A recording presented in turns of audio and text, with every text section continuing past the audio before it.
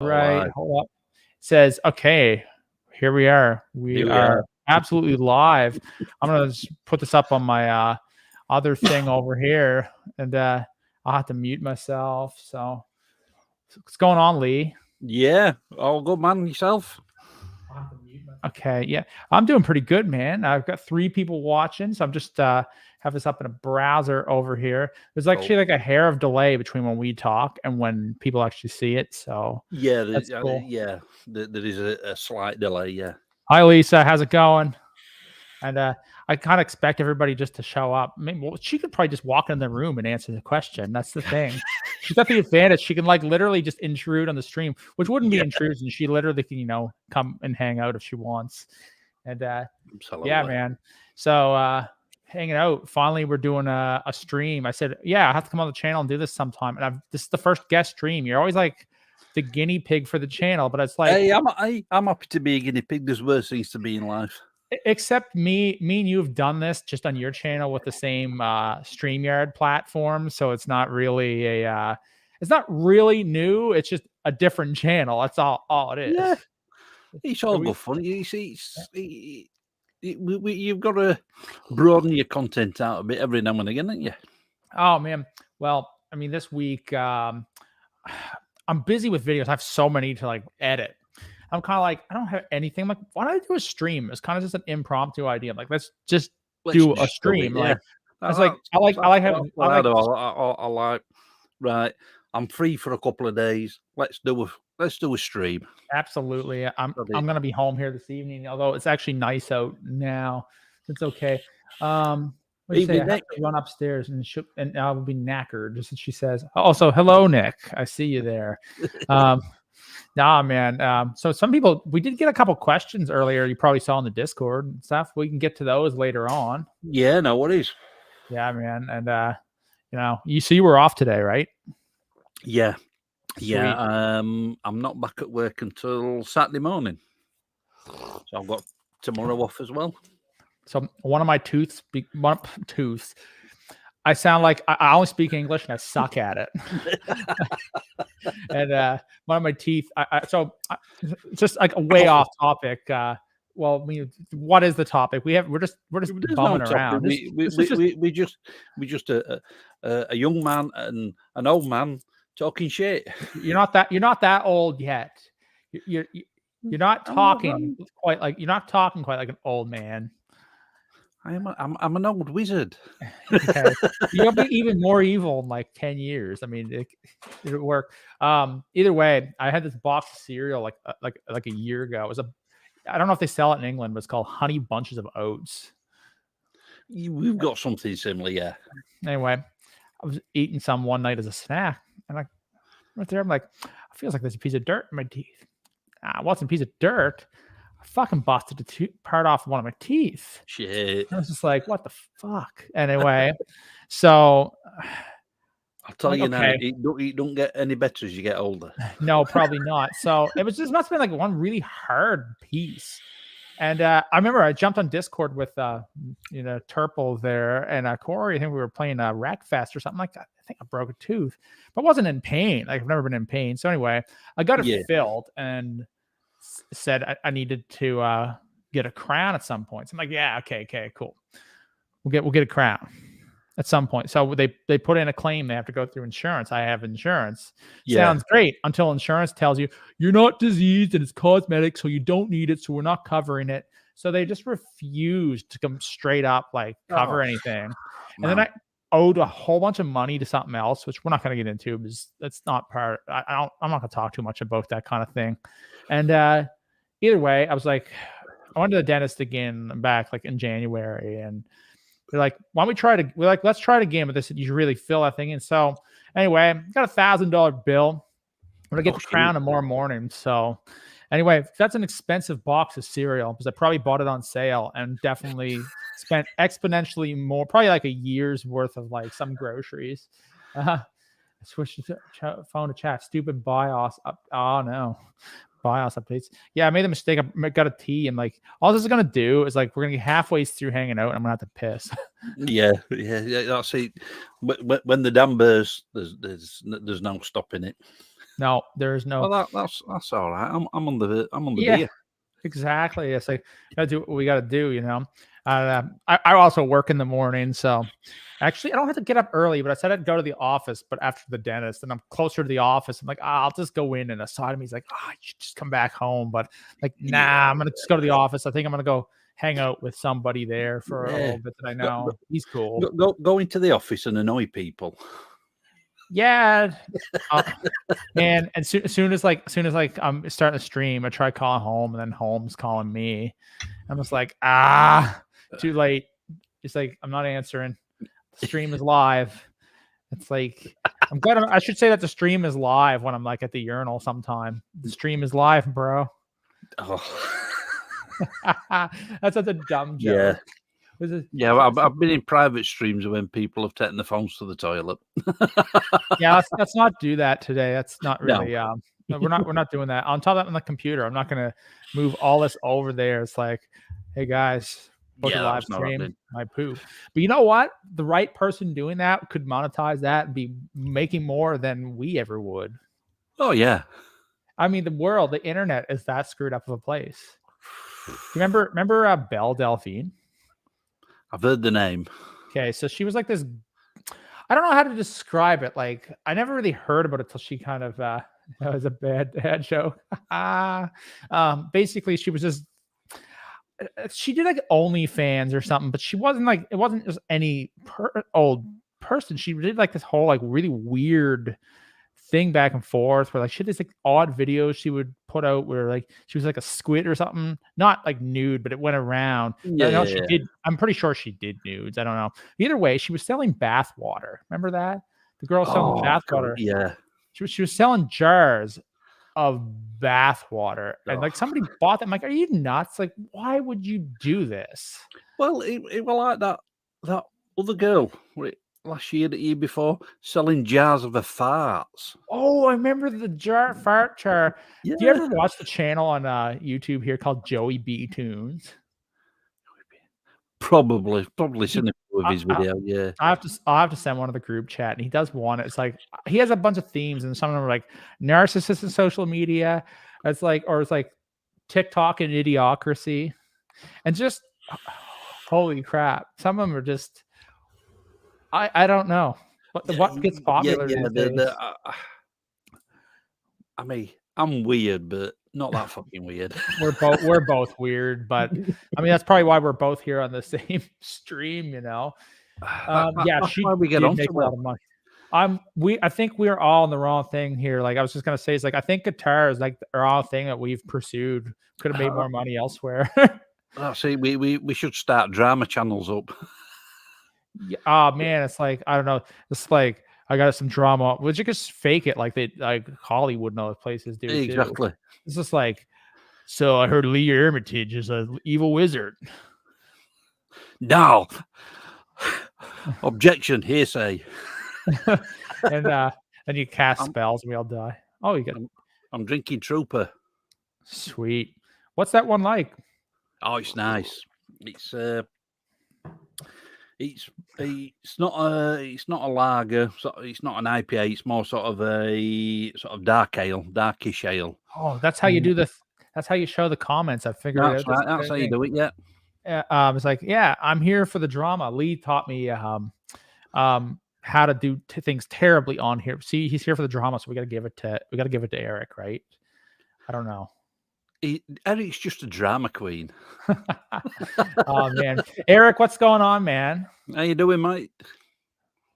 Anyway, so yeah, that's the where's it on? That's the 40th anniversary label edition for Number of the Beast. All right. And yes, I'm that fucking old. I can remember that album coming out. You know what I didn't do? Post a link in the Discord. I need to go like tag everybody and say like we're live, and I'm gonna put it over. Go on, people. One. Don't forget share. Yeah, do all that stuff. Go subscribe to Lee too while you're at it if you haven't. I'll put it over. I'll put it. Where's plug yo shit? Only subscribe if you want to be bored stupid. Yeah, just come over here, hang out with us weirdos. Hello. I got a question for you. Did you ever do blind CD purchases when you were younger? It was like more of a thing at one time. It's like kind of a dead thing with streaming now, but yeah, I have done that. Some have turned out to be awesome, and others have started, what the fuck? In fact, I did one a few months back. I can't remember the name of the band, but if you remember Chris that was on the birthday stream I did last year, Chris MTN. There's a band he's really into, and he's really into them. And I went to.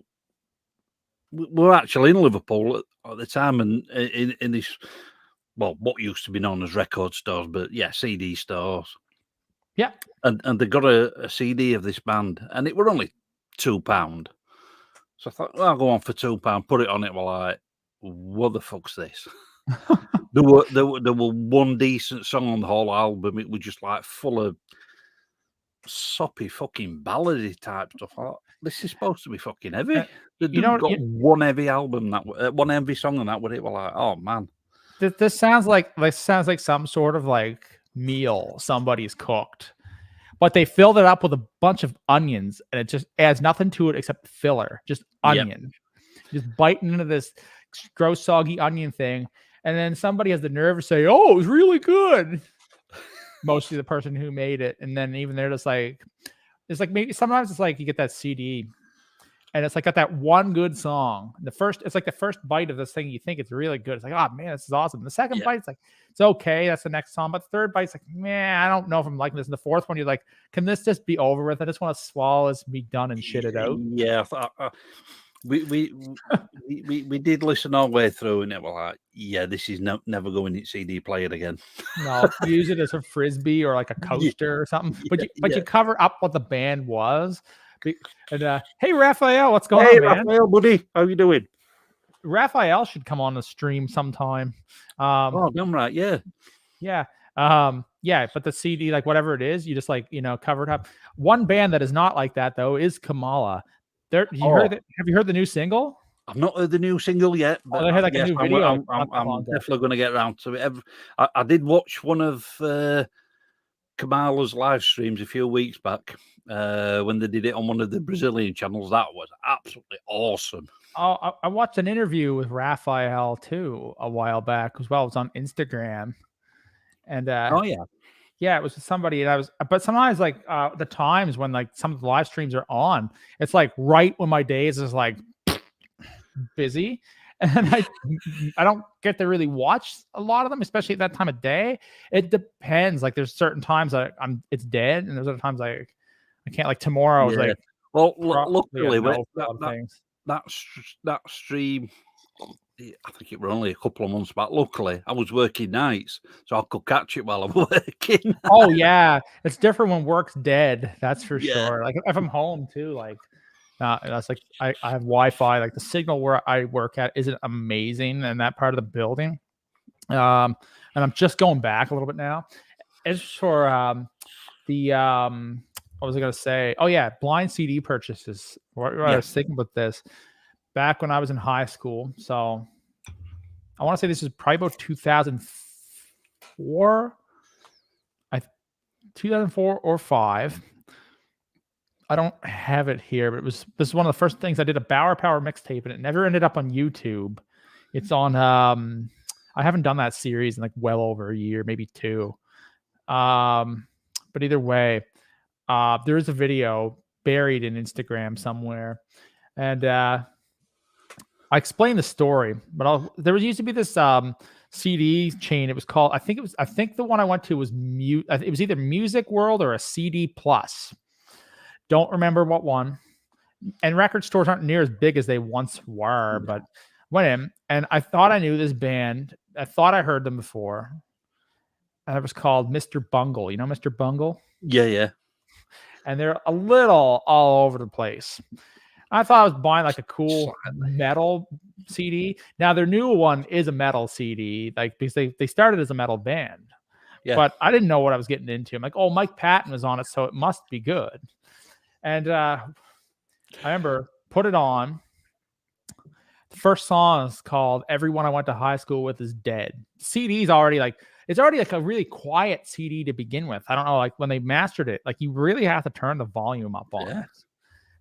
It's strange. It was signed to Warner Brothers. This wasn't just some random thing. And anyway, turn it up, and this first song is sang in monotone. It was an avant-garde CD, and it was weirder. It's weirder than their self-titled, and it's weirder than California. It's probably their weirdest one, and it's just like basically it starts off, another summer rolls by, I can't help but feel pain for all those that are lost, and you hear this like chug, dun, dun, dun. And it's just every song on it was just out to lunch, man. Like I have there's 2 copies of it listen now. to Mr. Mungle, the very out there. It's so strange. Whatever the smoking and drinking, I want some of it. Apparently they didn't, which was the interesting part. I don't know if that's true or not, but they're like, "What are you guys doing?" They're like, "No, that's just what they do." But yeah, this weren't a CD purchase. But yeah, a guy that I used to work with taped me an album that he got, and it's actually the guitar player out of Foo Fighters. It's his other band called Me First and the Gimme Gimmes. Oh, was that that was Fat Mike from NoFX? I'm pretty sure it was in that band. Yeah, too. yeah, it's one of these band. Yeah, there's various members from different bands, and I can't remember the name of the album, but it were metal covers or punk covers of country and western songs. It's awesome. Yeah, loved it. Absolutely loved it. I've still got it somewhere.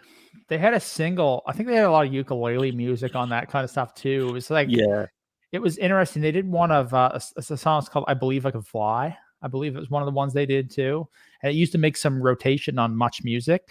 For anybody who's not from Canada, Much Music was like the Canadian version of MTV back. All right, yeah. I don't know of anybody that had MTV. You probably need a satellite. Cable had Much Music. And so they played. I know they played some of that kind of punk stuff. I remember when some like the Rancid songs came out too. Some of those would end up on some like minor rotation anyway. Yeah. And back in the day, there used to be a rock magazine in the UK called Raw, and there was one of the music channels that was on UK cable, satellite, whatever, and they did an hour show a week, similar to a Banger's Ball. They have some good stuff on there as well. Yeah, you know what else was cool? You can look this up, but you probably watched Beavis and Butthead before. Oh yeah. So no worries, Raphael. Catch you later, buddy. Oh yeah, have a good one, Raphael. That's okay, man. That's totally cool. Thanks for popping by. That's all you need to do. It's hard to stick around for these whole things because they're well over an hour. I don't expect anybody to hang out the entire time. But I'm really happy when people just, show up and hang out. We're going to get to the questions in a little bit here, but we'll give it a few more minutes. We've already been live like 20 minutes. Crazy. Flying by. Oh, it does.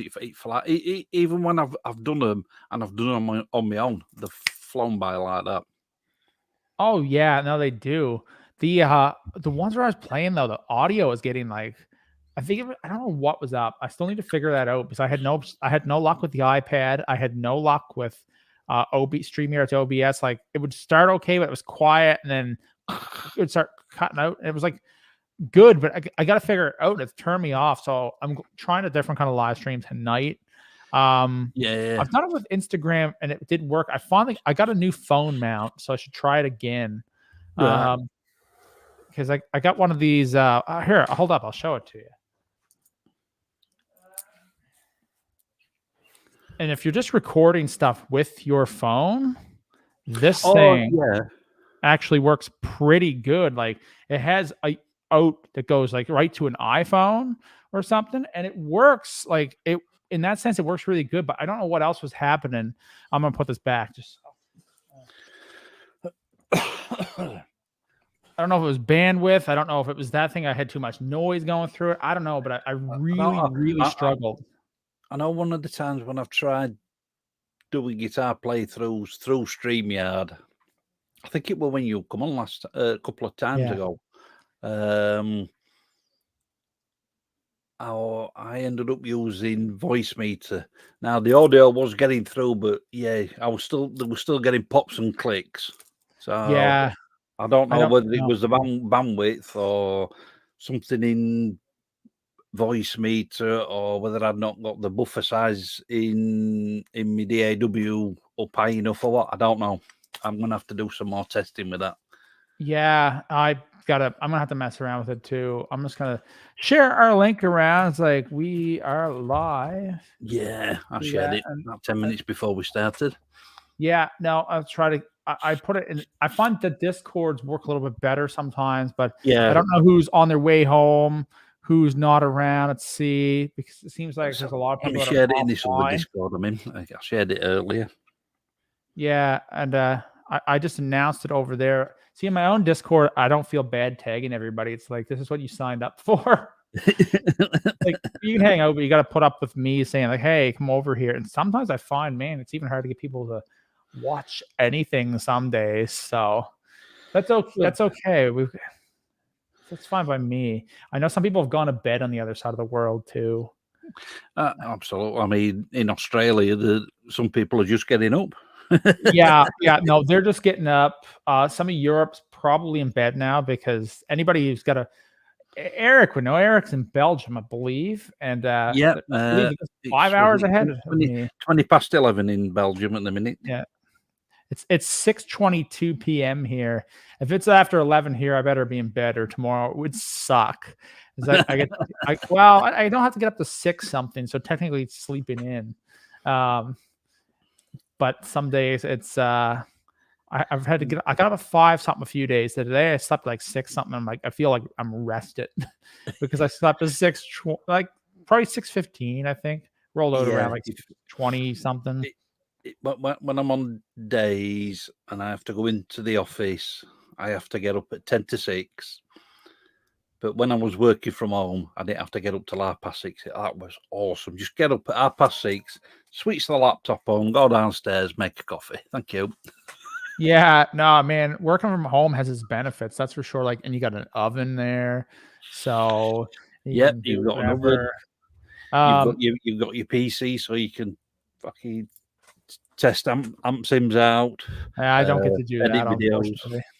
I get a guitar break some days. The problem is that I'm too busy to do other things, and my work computer's on the desk that's behind me.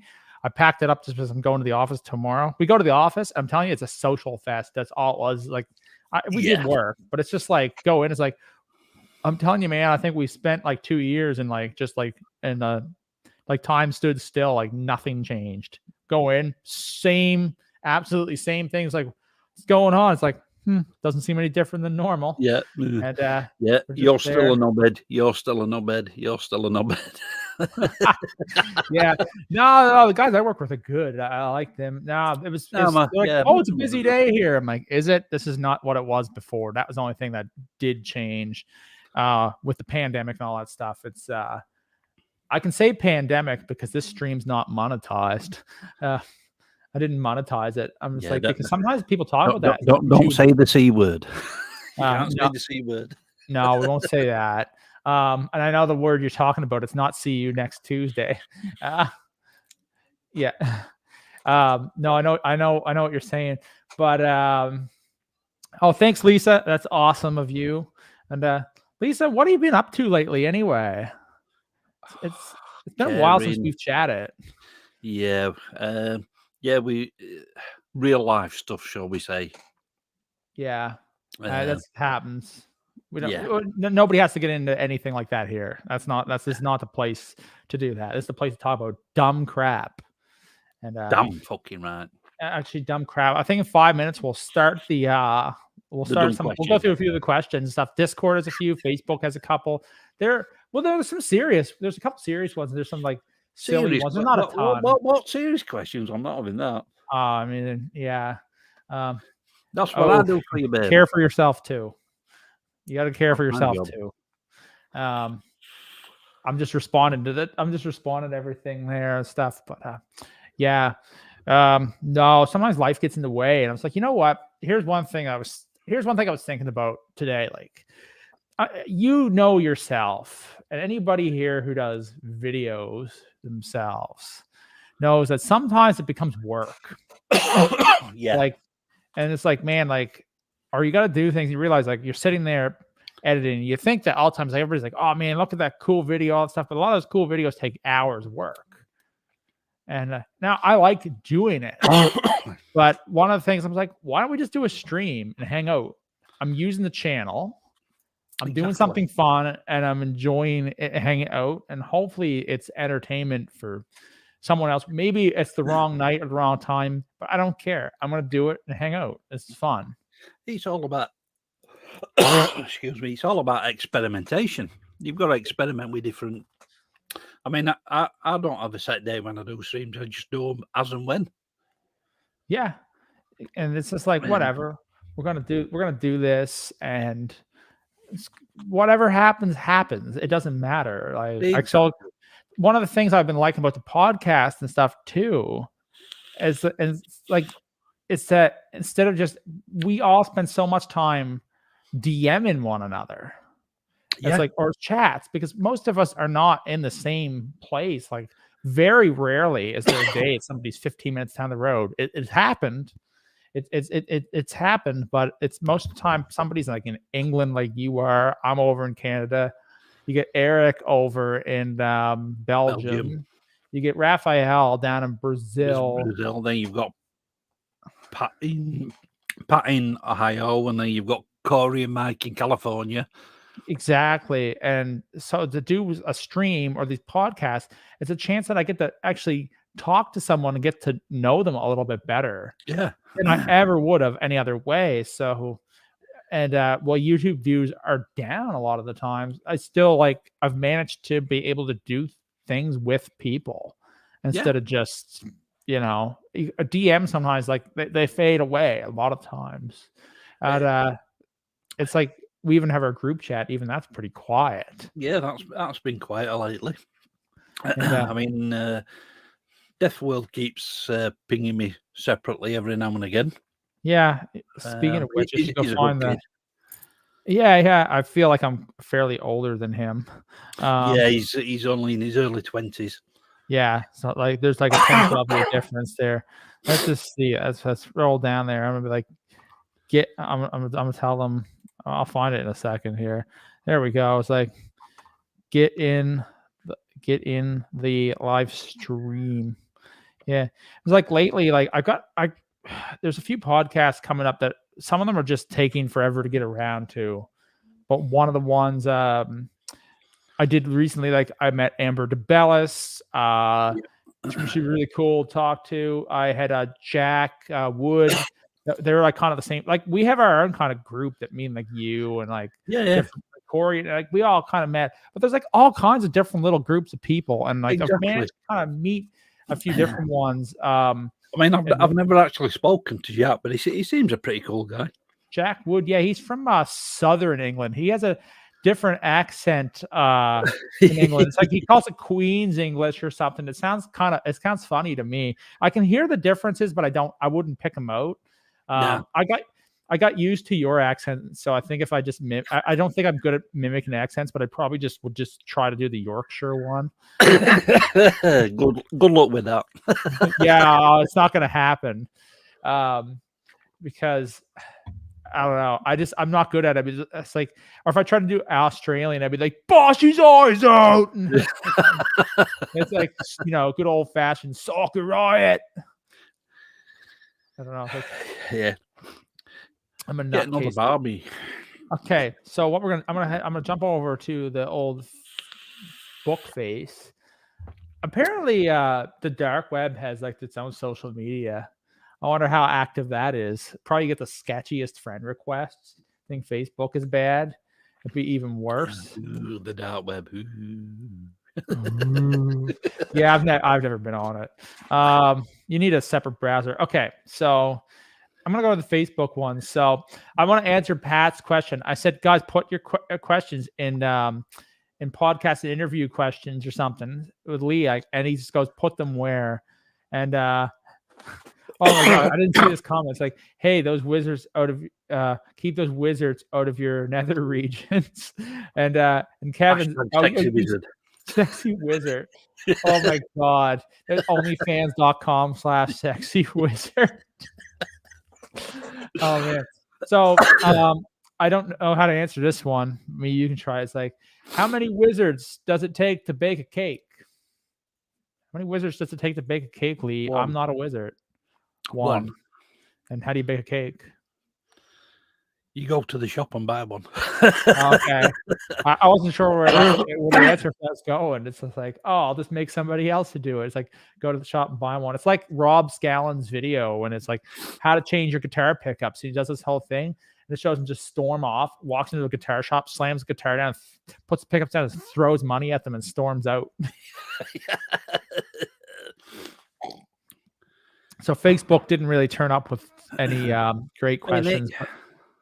Oh, am I missing that somebody's around? Yeah. Oh, hey, Nick, what's going on, man? Dark web guitar groups sound like fun.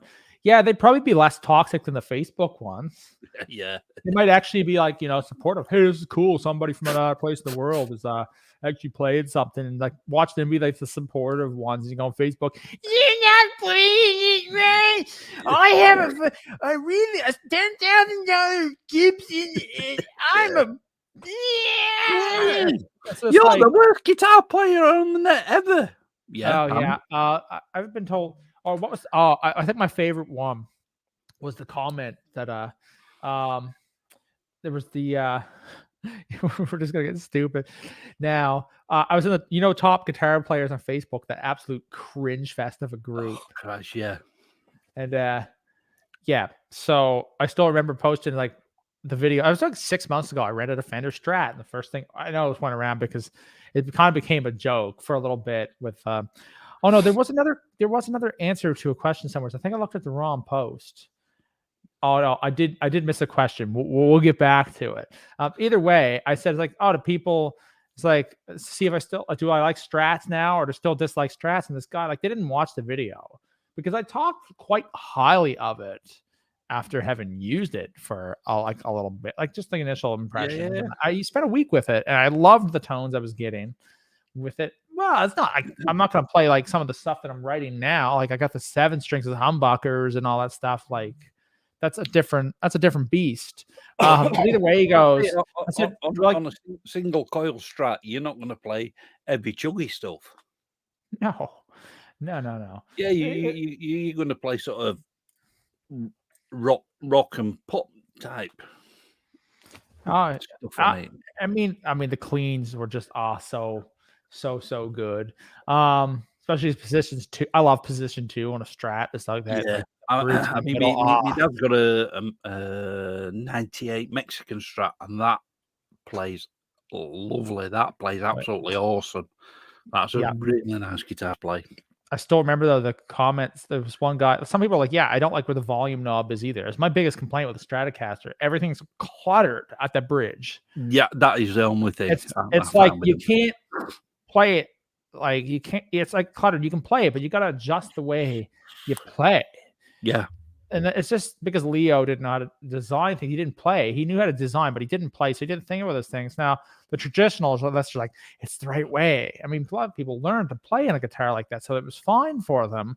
But, I mean, for the metal chug style, I prefer, it needs to be like a bit different. For me, anyway. It's got to be a humbucker or a Fishman or something of that ilk. Yeah. And, I mean, just like the feel, like, tremolo out of the way, like the volume out of the way, not that sharp bridge. Either way, first thing is like Carlos, or he's like Carlos Santana, and they'll be like David Gilmour, Jimi Hendrix, the whole works. Every one of his boomer heroes, and that's not to talk smack about the boomer heroes. I like a lot of that music too. And then it's like, who's the problem? It's like, well, I hate to tell you something, but people moved it for a reason. Yep. And just because Jimmy used it, guess what? Also, Jimmy was using modern technology at his time. Exactly. And there was like vintage everything. Well, Jimi Hendrix didn't play vintage. We have to Nope. keep that in mind. He never did. Yeah. He played the new stuff. When he first That was the started, he new got stuff. the Dan Electro, which was modern for its time. When he went onto the Strats, they were modern for the time. When he Yep. went to a Gibson Flying V, it was modern for its time. Yep. And Marshall Heads. yeah, so it's just funny when people go on like, oh yeah, there was another one I got told in that group for something else once. Amp sims are only for people who use are only for people who do, if I remember correctly, shred collabs like Jared Dines and Steve E.T. Like, oh my god, people play no feelings. I clicked on the guy's Facebook and I thought, I just want to see what this guy's like. And they usually fit some sort of the stereotype of the typical people think. So he's like, anybody know how to use a positive grid on an iPad? And clearly he never figured it out. So then he just seemed to, so then somebody says amp sim. He just goes absolutely apeshit. You never used a real Univibe before. Hold up. It takes some getting used to. The position of the middle single coils get in the way. Hold on. They show this. So the Strat is like, we're talking about the Stratocaster. If anybody has joined, take some time getting used to, and the position of the middle single coil can get in the way of your pick for a lot of people. That's true too. Very true. A little bit. But in saying that, yeah, I still love the tone though. I love that tone. It's not maybe the metal thing, but gee, it sounds great. All right. I like this question too. What guitar would Hendrix play if he were alive in 2022? I bet he'd still play a Stratocaster though. Because they get their ways. Either a Strat or a Super Strat. Yeah. I could have seen like if Jimmy would have made it to the 80s. I think he died in 69, if I'm correct. 69 or 70? 69 or 70. I know he's part of the 27 Club. Yeah, he was. But if he would have made it, I bet he would have liked Floyd Rose. Oh, hell yeah. I don't know, man. If it's like that, I think that would have blown his mind. Like at the time, like just imagine Hendrix on say an Ibanez with Floyd Rose through a 5150. I guarantee. Like, oh my god! But you know what? Like I know, like maybe it wouldn't be his style, but just like you know what though? Like Jimmy might have liked an Ibanez or a Sir. We don't know. Not everybody got stuck in that wave. Like he never made it past that point, so we don't. It's up to speculation, but it's kind of a fun one to think about. I feel like people get stuck in their ways a little bit too over time. I can't see him ever. I couldn't see him if he was alive now, or even like 10 years, even in like in the last 20 years. I could still see him using the Strats because sometimes you get used to a certain thing, and if you vibe with a certain thing, like you vibe with that guitar, of course you're gonna play it. Exactly. And there's, I mean, there's a reason. I mean, I'm not a big fan of Clapton, but there's a reason why Clapton has played Strats for donkey's years. Yeah, exactly. I mean, and remember that was like the common thing then. It's kind of is now if you go to the guitar stores and such. Now, Sir does make more of a traditional guitar. Sir also makes a modern guitar as well. Yeah, they're like kind of the top quality instruments out there in the world, that's for sure. I just imagine though Eddie Van Halen and Jimi Hendrix on the same stage, like trading back and forth. That would have been ridiculous. You say Eddie, Steve Vai or Joe Satriani, and Jimmy on one stage. Holy crap! Yeah, like that would have been. Yeah, I mean Steve. Holy crap! Steve's amazing in his own right too. Like, kind of like probably the biggest like competitor to probably like in fame anyway to like, if you want to say competitor, but like he was in David Lee Roth's band. If you or even Hagelin sent me this awesome video once, like a few months back of old David Lee Roth shows in the 80s with Billy Sheehan and Vi, and I don't remember who else it was. It was just they were on point. Drummer well, but yeah, Vi and Billy Sheehan, that were a good lineup. That Lisa. So anyway, I had that question for a while. Lisa asked a question. So if money was no object, what guitar would be your go-to dream purchase? What do you say, Lee? Jesus. Hey, this is great. Lisa, listen up. He's telling you what he wants for Christmas. Yeah. Oh, dream guitar. Oh, good question. Because I mean, I've got quite a few guitars that I've all. I mean, as you know, I'm a big Dimebag fan, and I've got fucking 3 Dimebag guitars. Yep. I don't know if I'd ever buy one, but I'd like to try. I'd love to try one of Zach Wild's Wild Audio guitars. Ooh. Okay. So we're not going to like $50,000. Wild No. Audio. I've never seen one. I think Schecter makes those. I'm pretty sure. Yeah, I think they're made by Schecter. Yeah, so I know they're that. probably decent. I'm not so into the I shapes. would imagine so, Yeah. especially for the price. I think what they're like $1,200-$1,400 pounds. They'd probably be decent. Yeah.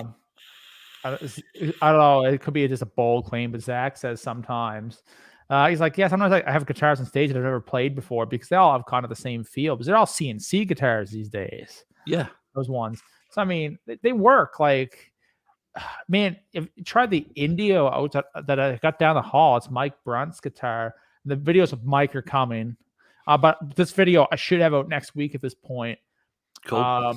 It's the Indio. Like, it's got some issues. It's got like the nut on it sucks stuff. But man, for a cheap guitar, man, in all honesty, I've played worse guitars that cost more than this guitar.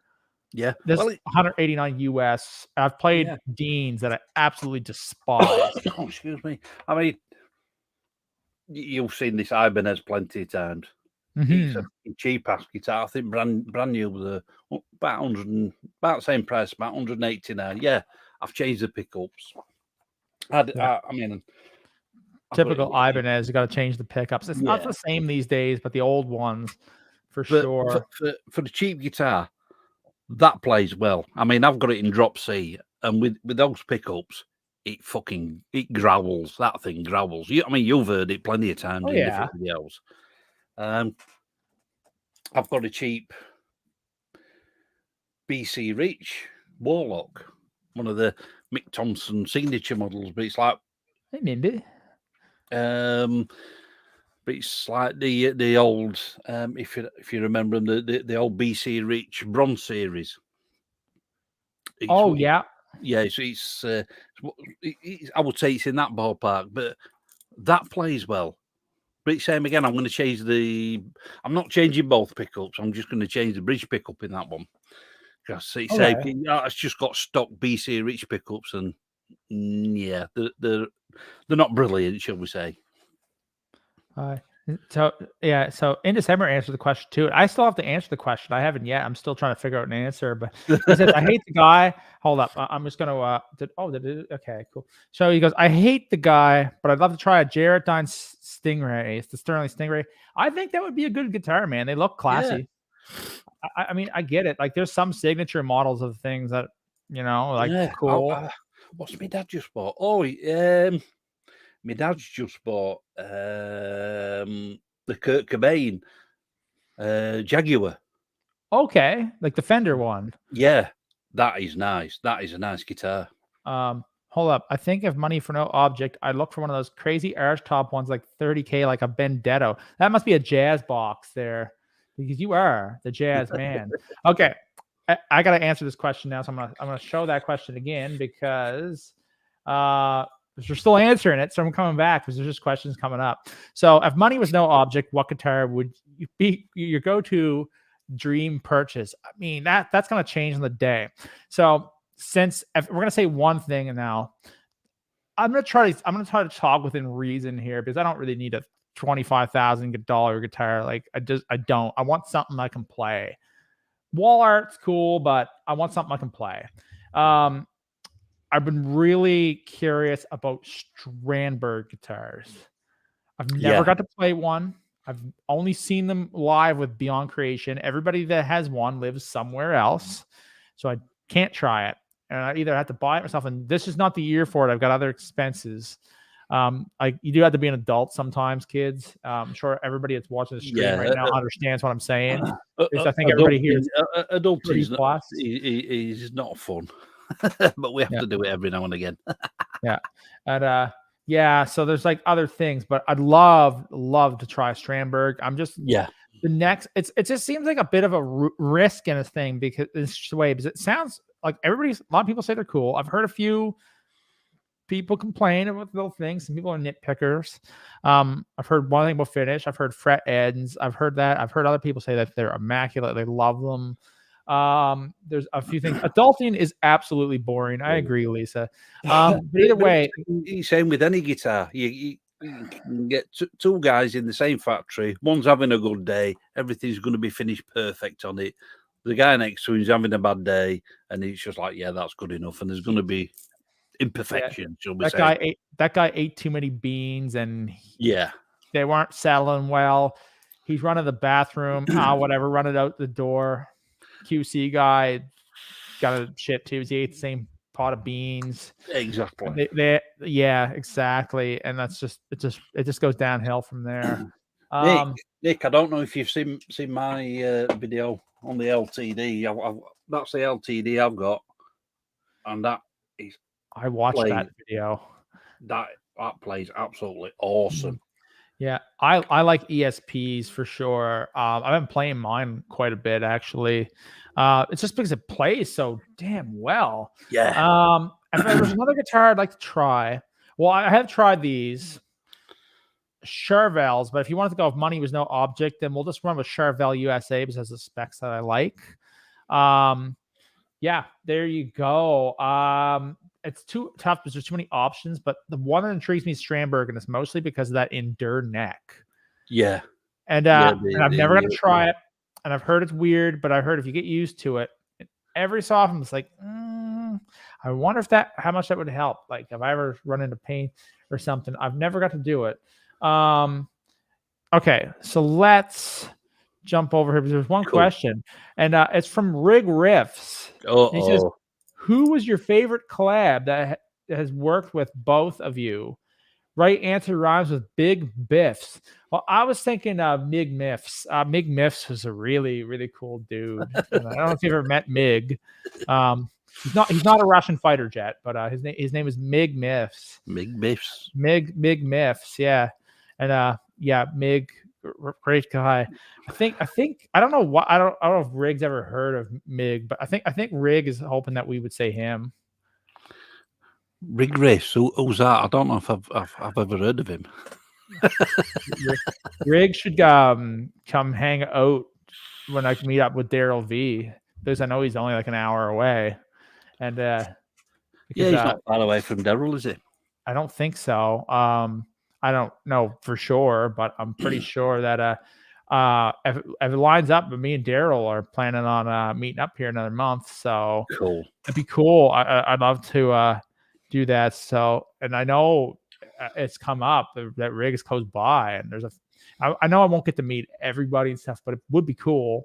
At least, go out and have a coffee. We've said Turbo will have to come. We've said one day we're going to make it over to probably either the US or Canada or even both, and try and meet with as many people as we can.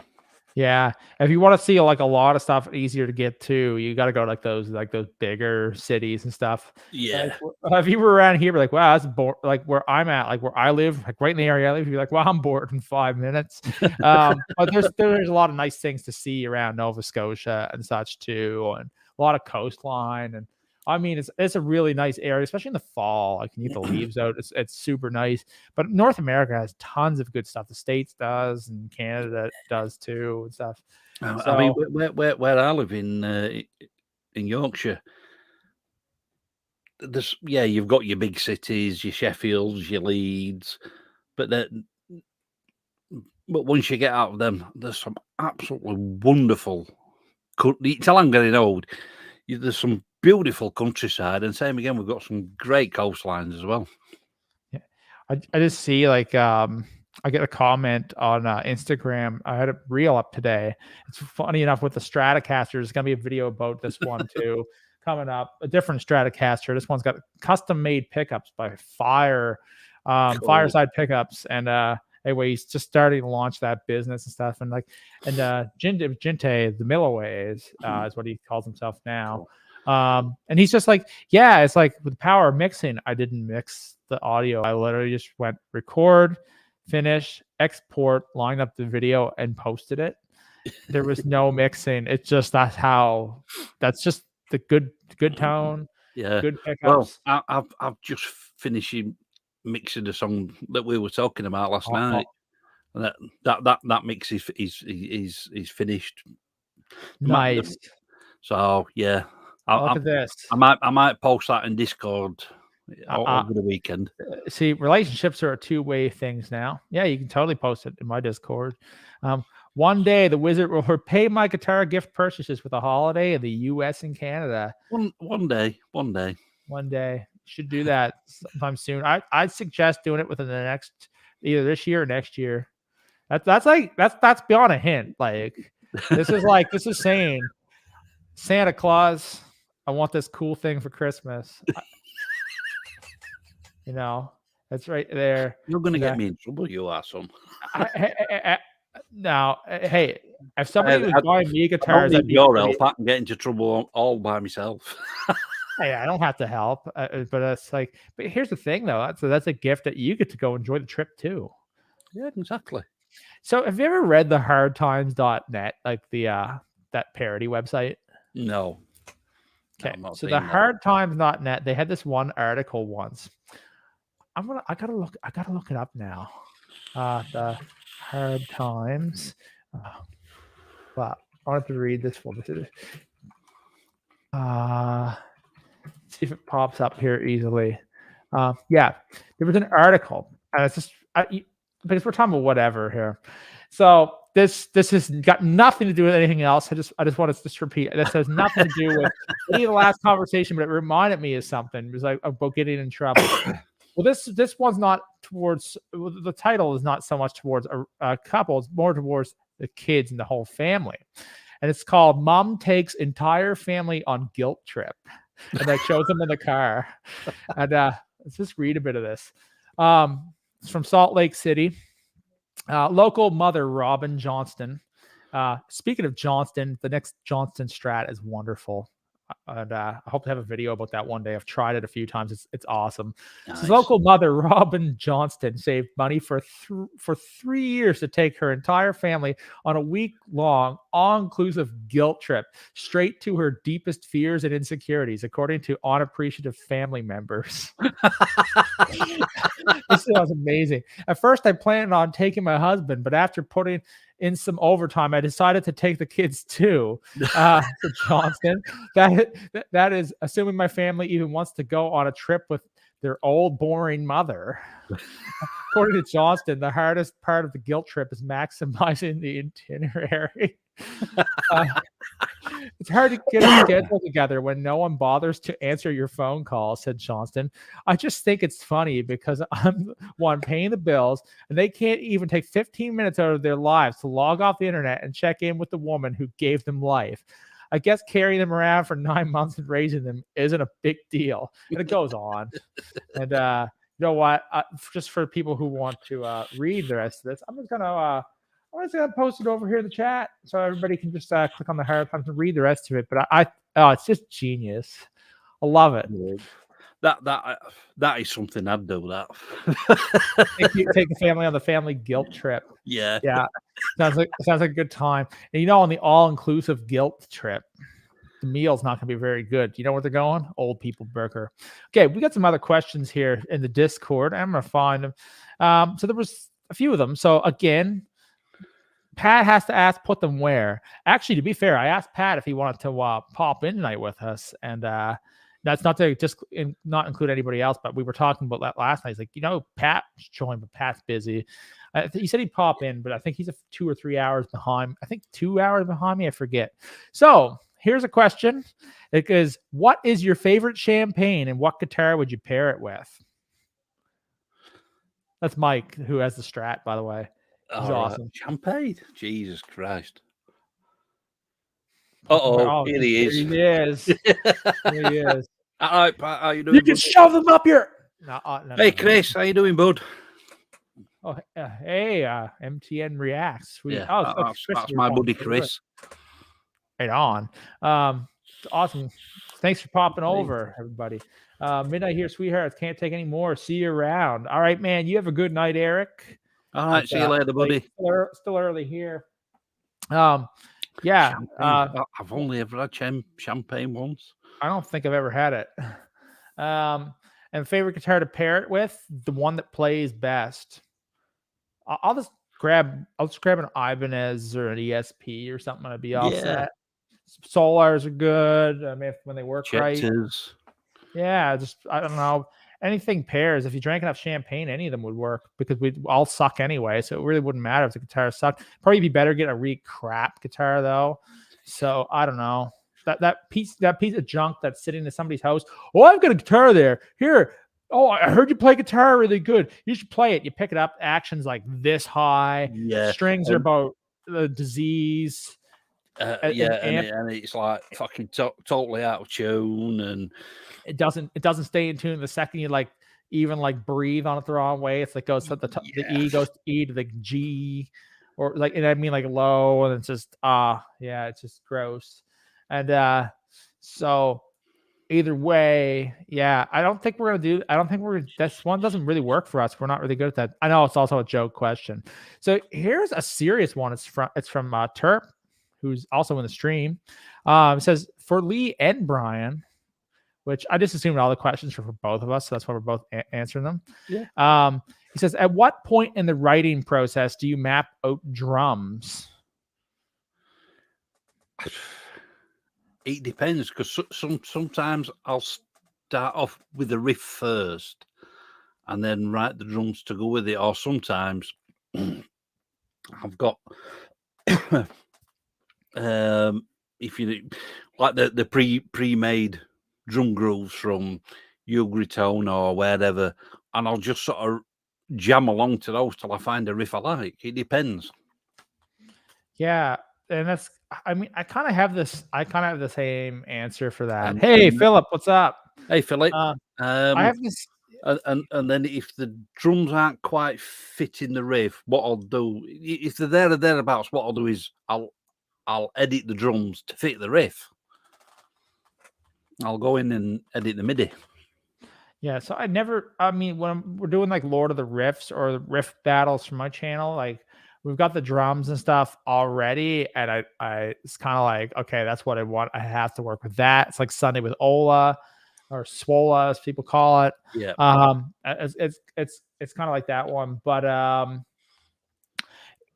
for me, it's kind of the same answer, man. I either either the drums work or take away from it. It doesn't work every so often. I have this idea, try to program drums, and it doesn't work. Yeah, that happens. And other times it's you lay down just a simple groove.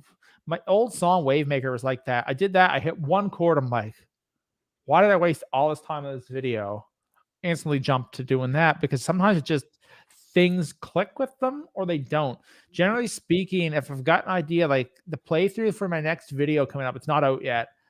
It started, I think I had a bit of an idea. I'm like, okay, we're gonna do a little cymbal thing. Yeah. And then it started, and before I know, I got a minute recording with it, and it's coming along. So it's either it's basically the same thing. He also asked another part of that question: do you write to a metronome or click initially? Do you? I don't. No. I have to figure out what the tempo is later, and sometimes it's when you throw that tempo in. You start throwing this, you throw the drum groove in, damn, it's taken away from the riff, and then sometimes you get used to it. Other times, you lose the inspiration. Yeah. I will record with a metronome to a point, though, especially if you get those spaces where there's no drums and you need to hear that 1, 2, 3, 4. When you need to. Yeah, when there's that space with the drums. Hopefully, one day, once Chris gets himself sorted out, we're going to get Chris on loads of the riffs. He's a pretty decent guitar player as well. MTN. Sweet. That's awesome. And I see they're having a whole conversation. I'm glad you guys are having a conversation over there. It's what this is for, you know. Exactly. Yeah, metronomes are a good thing, especially I don't know. Some people like, get probably like, well, it doesn't work for you, but sometimes, like, you know, as a person, you're Yeah. never on a grid. And to be fair, like, there's been things I started learning how to fix those things on the grid, but generally speaking, I don't like moving parts too much. Only times I'll really sort of move stuff is, say, if the guitars are too far out, just to tighten them up, and I don't sort of bang them together. I will just sort of leave them slightly apart. But if say like that, and you can hear the flamming between the guitars, and yeah, I'll tighten them up a little bit. Yeah. I'm kind of like, I've tried different things. Like, I've learned how to humanize a little bit in Reaper with like drum MIDI and stuff too. Yeah. And Something I I do find all the the volume thing is fine, but you don't want to go too hard on it because I've noticed that's throwing the whole groove of things off. If you already have it on the grid, you almost might as well leave it on Yeah, a little bit. and With the same volume things important. when you're programming drum fills, don't have two toms or a tom and a snare hitting at the same time. You want those sort of just off from each other, because otherwise, one will cancel the other one out. Yeah, Oh, it's nice one, Chris. What are you thinking about getting? yeah. Hold up, we'll put that up. Let's see what he's saying. So you hope to have a 7-string soon. So 7 strings. Here's I don't know. Lee, your Solar 7-string. Yeah, my What Solar scale 7. length is it? That I think is it 27 and a half, that one? Or Yeah, I 26? think it's, Mine's 26 and a half. I don't think they made a 27. They might have an yeah, 8. it might be 26 and a half. Okay, I've got cool. The chord that's a 7 string, but it's a multi-scale. Yeah. I think it's 27 and a half on the low B, and then 25 on the high E, if I remember rightly. So if I was to give a little bit of advice about that, like, some people are like 26 is better because of this and that. But one thing I noticed with 26 and a half is that the reach is harder and it can throw your posture off. You got to be very careful, especially if you're used to the regular. Like, I have an Ibanez and that thing plays so comfortable. It's so comfortable to play. The Solar is still an amazing playing guitar, but I do find that you have to watch it sometimes with that. And the only thing I sometimes wish with that guitar is that it was 25 and a half inch scale. It honestly is fine for, like, unless you're playing like drop G. If you're stuck in like the Born of Osiris, like deathcore, that kind of stuff, you want something longer. Like, I don't want to play freaking brake cables or something to keep tension or anything. It does help though. That is one thing. It keeps the tension there. That guitar does play very well and very easily. So hold on. He says, well, what are the Kiesel, but they are mega expensive. Yes, they are, especially if you have to start paying imports. Dream one would be the Dan Sugarman Murder Axe. Those are cool. I've seen those. He gave away the original one. Now they have like a run of them. But I think I might end up with an Ibanez or ESP. Ibanez and ESP 7 strings are a solid choice. I promise that. Absolutely. You can't go wrong with Ibanez or ESP. No. Yeah. I mean, I had my first one out of the two of them. I have an Ibanez, and I still love the Ibanez feel, and I do play that guitar quite a bit. I'm writing a song. I wrote a song with it recently too. It's just I got to get around to finishing all these things up. Yeah. And then but I'm on here using the live stream tonight, and I'm like, whatever. This is still, to me, doing something, and I don't. Absolutely. Cool. Well, the actual first ever 7 string I got was another cheap Ibanez. Yeah. Just to see how I go on with a 7 string, and I've still got it, and it still plays well. And I found, actually, I mean, it's still got the stock pickups in it, and I found that the stock pickups in the Ibanez are hotter than the Solar Duncans. Yeah, Solar Duncans. Okay, so I've made a couple. Okay, so I have slightly mixed feelings Solar Duncans, but part of this is my fault. And I'm let's laugh at these comments here, especially Pat's. Way prices are on literally like everything keep going up. We're lucky to buy new underwear this year. Well, you know what? Well, I've just bought some new underwear today. Oh man, I'm glad he's not showing it off. Anyway, That's on the Sexy Wizard live stream later over on OnlyFans. Absolutely. Onlywizards.com. Only Wizards. Nice. I like it. It's Gandalf's in there, and Yeah. I don't know who else. The Wizard of Oz, maybe. I can't think of any more wizards. With his wizard lotion. Man, I saw a meme today. It showed up Shrek Easy Squeeze Ketchup, and it shows him with like holding a hot dog, and it's like, yeah. I don't know if I posted that in the Discord, but yeah, it was funny. This band is floating around the whole medical deathcore sound, so I want something with a bit more chunk.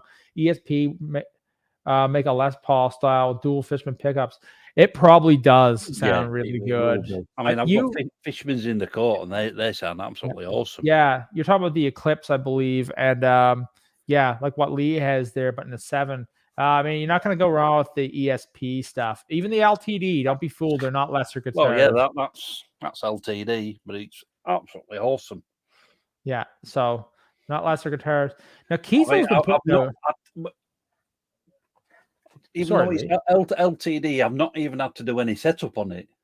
It's as it come out of the box. Apart from tuning it up or tuning it down, because I've tuned it down to D standard. Oh, the Matt Heafy Les Paul is pretty cool too. I think one thing that ESP does that maybe Gibson has not done, I don't know with the Epiphone, I cannot say for sure, but the way that the Gibson headstock pulls on the strings is what they inherently go to tune. Yeah. ESP and some of those brands have actually fixed that part of a Les Paul shape and that kind of 3-3 headstock.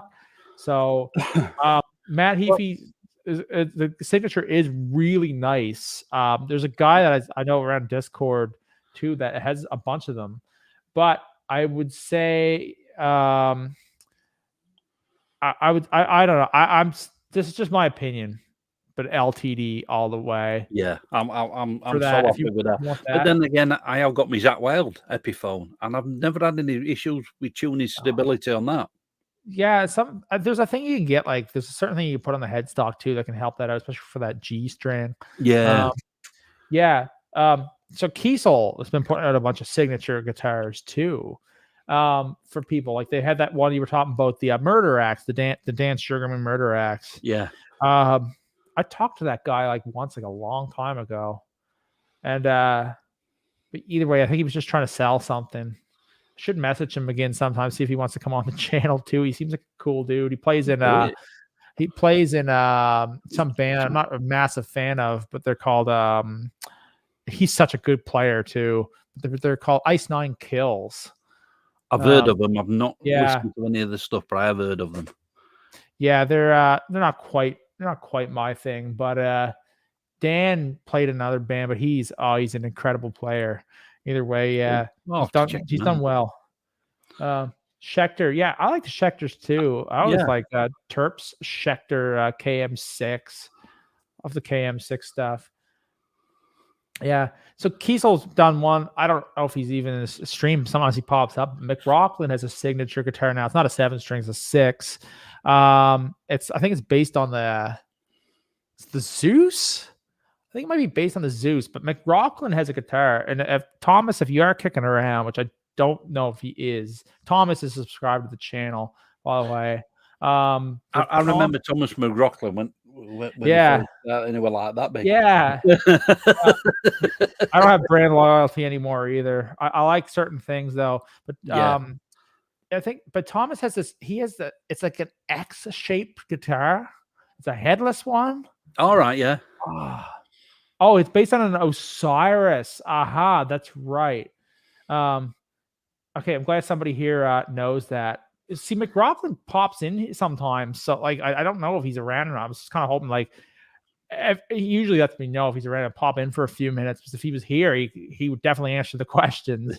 I gotta rejoin his membership, but I haven't been there in a little bit. Chris, yeah, we know why you want a Nita Strauss one. Oh yeah, let's not go that territory.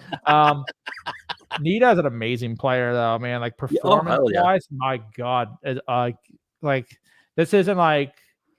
No, we're not getting in that territory. Yeah, we'll leave hey, that man, one there. You have a good night. I'll be See you talking later, to Nick. you. Yeah, Nita Strauss. I'm definitely a fan of Nita Strauss, though. And I've heard people say overrated. So sadly, she doesn't come with it. Oh my god, you fucking animals. Yeah, I don't think she wants to go with it either. I don't think she's gonna. I don't think she wants to come with us either. It's totally fine. I understand. Yeah, she don't want to hang about with grubby underlings like us.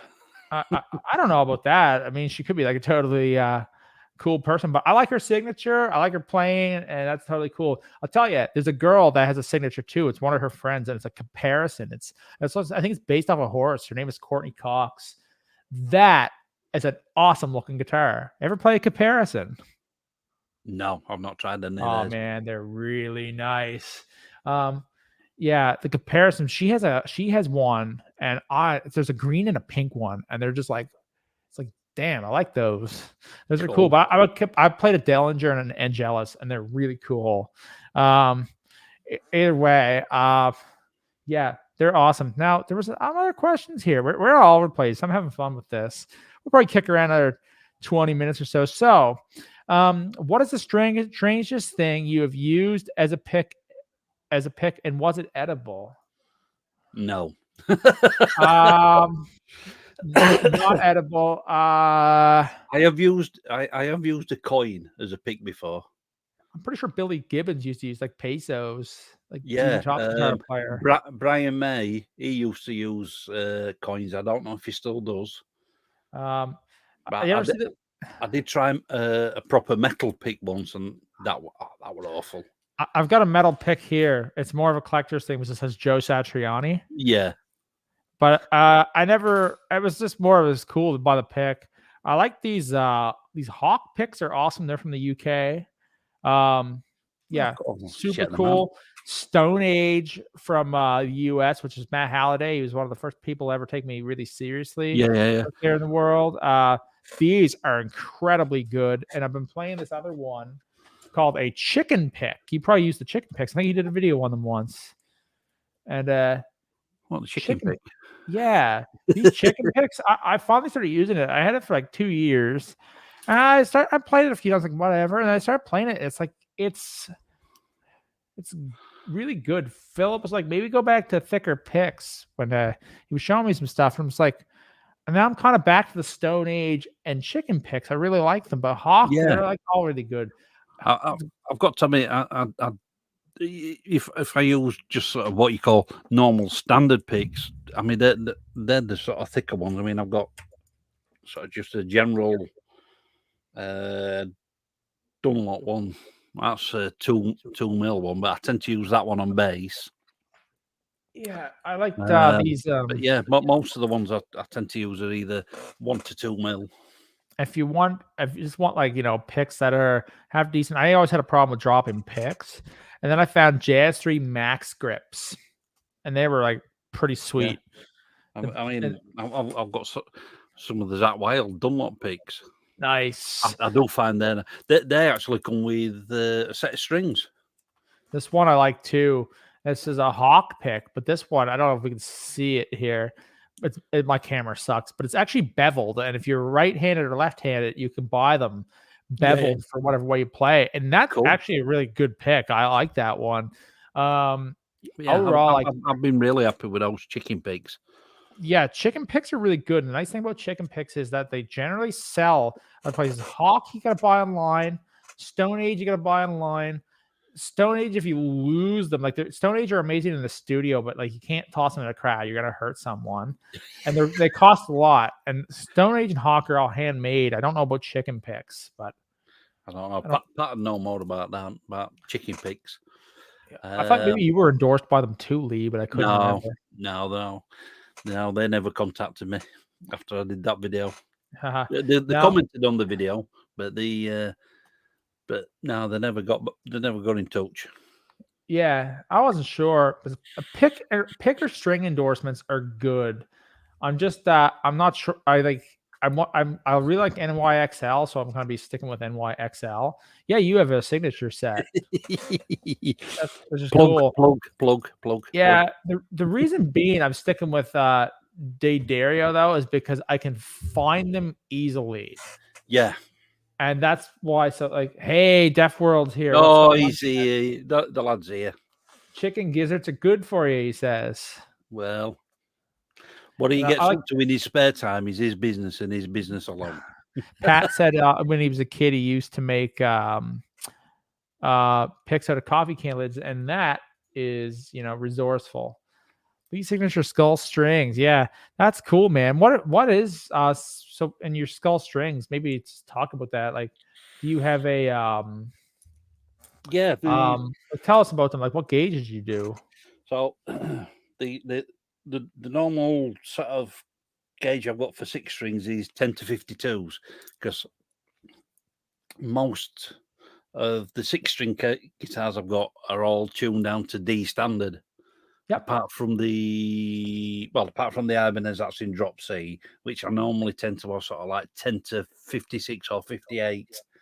And the PRS that's still in E standard, which I just put normal, just standard, either 9s or 10s on that.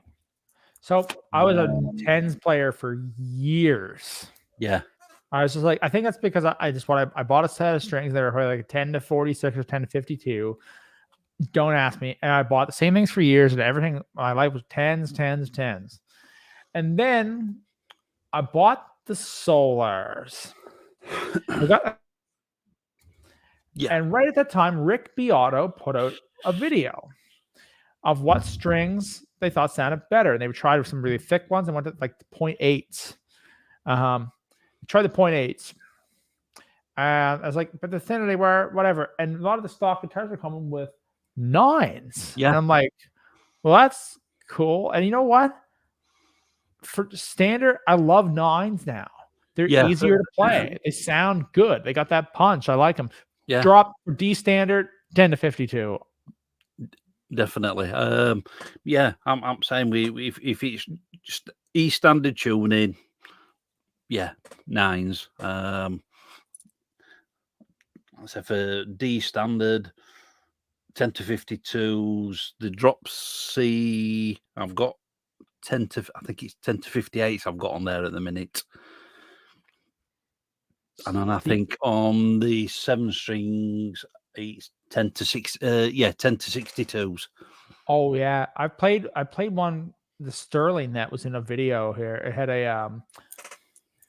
a 10, I think it had a 10 to 60 set on it. It had a bass string. They were doing that to correct something on that angle. Whoever set it up did a really good job. And 60 was like kind of right, I found, for that, but I think I've got a 10 to 59 set on the Solar, and it's honestly fine. Yeah. You're 10 all the way, all day. If you're playing a drop C and stuff, I'd almost want more than a 52 for if I was going down a C more often. Yeah, maybe like a 56. B, yeah, 56, 58s. Yeah. Drop B, yeah, I'll probably go for 10 to 60 or 62. Yeah, I don't do the 9 to 46 set, but I like the 9 to 46 on my. I left it stock in that sense with the Solars, and I kind of been jumping around, like doing that, like anything in standard. It stays in standard. It's just 9 to 46. Yeah. Well, that's same with the PRS. I've just left that in standard tuning, E standard, got 9s on it, plays lovely. Yeah, and then my ESP is a D, and 10 to 52 are all the way, because the tension's right. It's just, that's where I like that set, and as that set that really doesn't really go away for me. It's just for that higher tuning. And Kevin Pumala had 8s on his Jackson. That was interesting. Yeah, I'm sure I've read somewhere that at one point Billy Gibbons used to play 7s. Oof. So, and then there was like Stevie Ray Vaughan, who used like 13s or something. Yeah.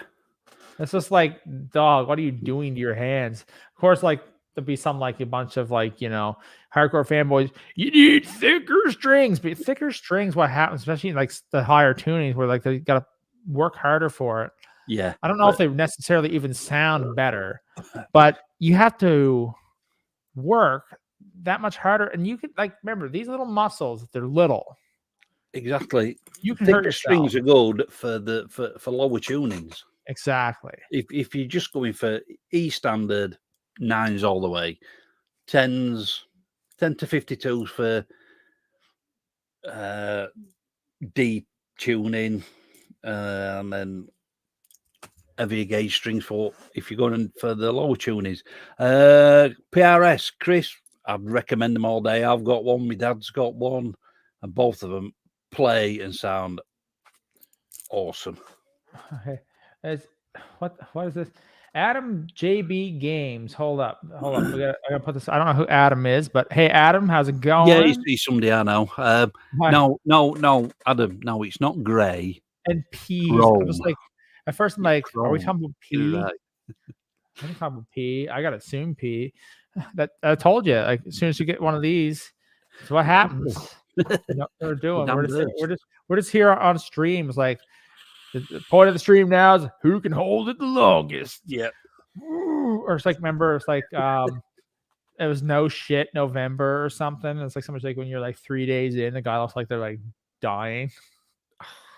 There was like no nut November, but just why do that to yourself?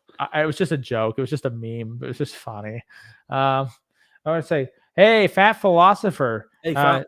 Yeah, it is more. We were talking about how it's night for so many people, but then we also have like the Japanese people located in Japan, whether they're Japanese or not. Anyway, he says like he got two LTD, a Schecter, I'll show the comment. Hold up. You got an LTD, a Schecter Super Shredder, and an Ibanez bass. Need a lefty Ibanez S series. Ibanez S series, sick. If you can get the Japanese ones, they're the great ones.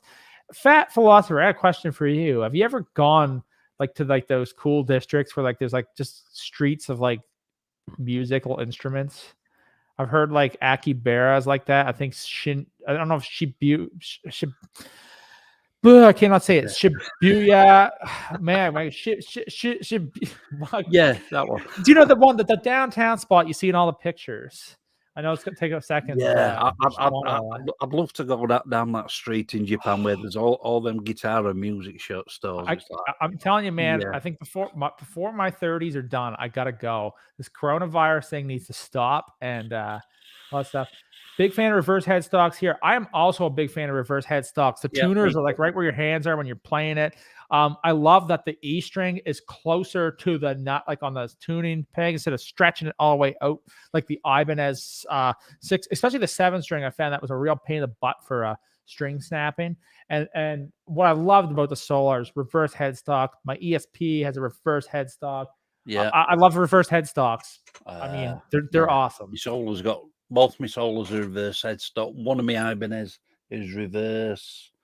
The cords side by side, so it's 4 on one side, 3 on the other.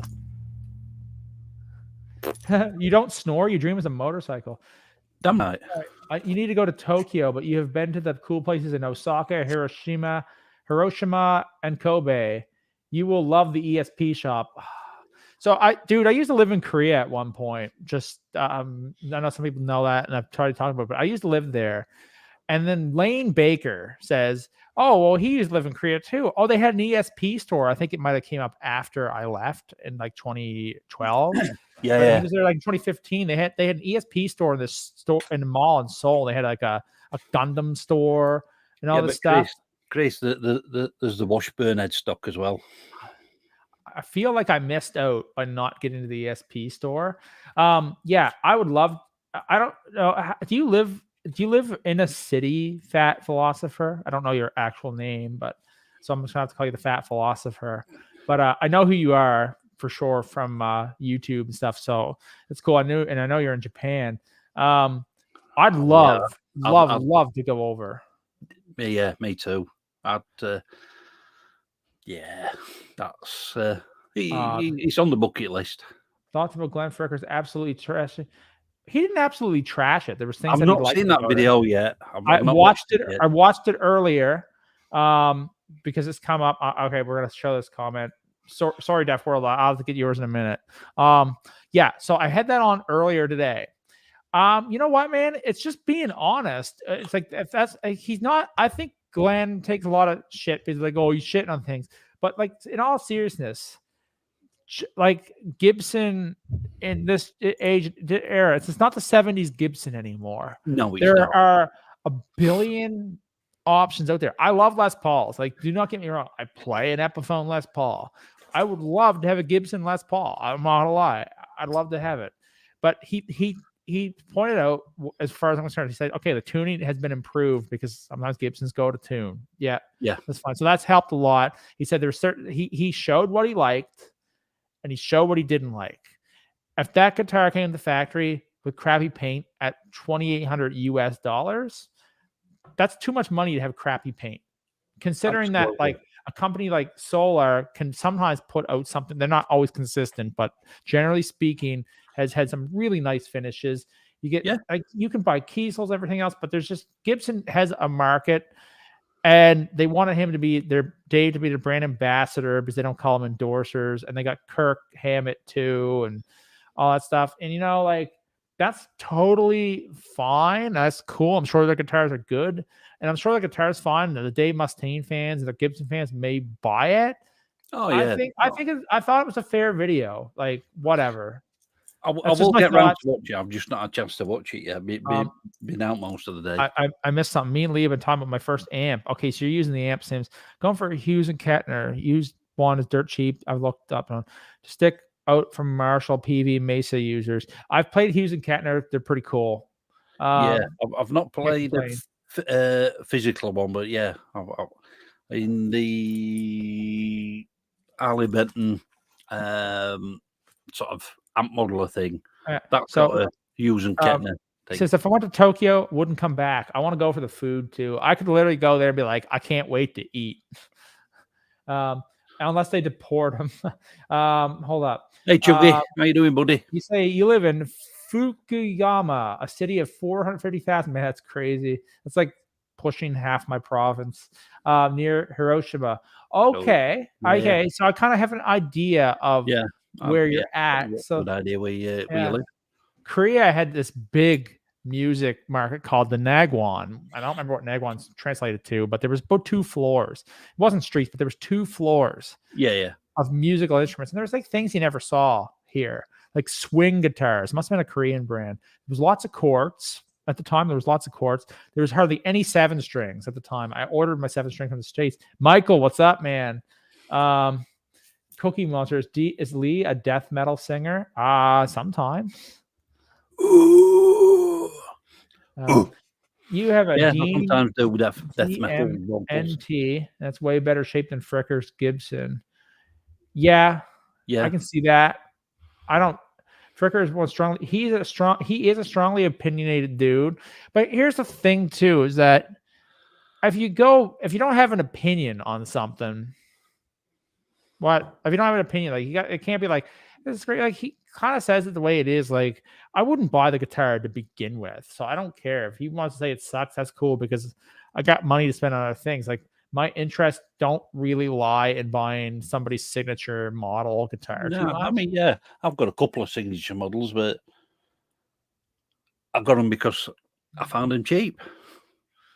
Yeah, and see, also Deaf World's talking about the Hughes and Kettner Switchblade. Yeah, I think I got a profile for one of those.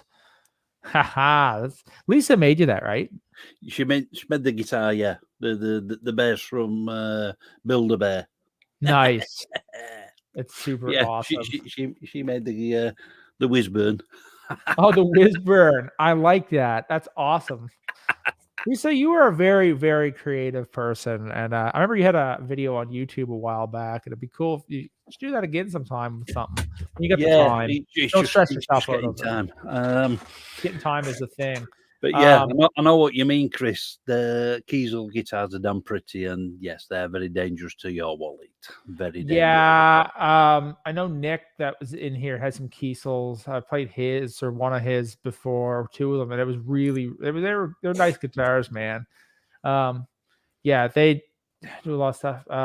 It's fine to have an opinion. He just always thinks his is the only right one. I think it's more different strokes for different folks. Yeah, but I mean, if the paint job on that guitar was crappy, then it was crappy. So, I mean, I'm going to listen to him on that one. I'm sure he knows what he's talking about there. That's say, just if you're paying $2,800, you want it to be perfect. yeah. I mean, considering, I don't know. I can tell you one thing. I'm not buying. I have like literally. I don't get gas looking at the a Gibson Dave Mustaine. There is a Les Paul that I absolutely would love to have though, and I've got to play one 2 times in life. Once I was pretty young, and the guitar store let me play. It was $4,000 at the time. Probably still too much for a Gibson. It was like a black one. It had this like cream binding. Oh, yeah. And it was amazing. And I've got somewhere somebody's place had a yard sale. They were selling a bunch of guitars. I said something about it. Guy literally walked out with one. Just Jesus. walks out. He just happened to have one. It's like, and I was saying, hey, I got this Kemper, and he's just like, yeah. He's like, but you got to play these through a tube amp. I'm like, no, you don't. You do. You don't. They stopped the text good these days. I love a tube amp too. I got a tube amp here to review. Should have done that. I should have really done that tonight, but I like doing this live stream thing. This is fun. It's a stage one.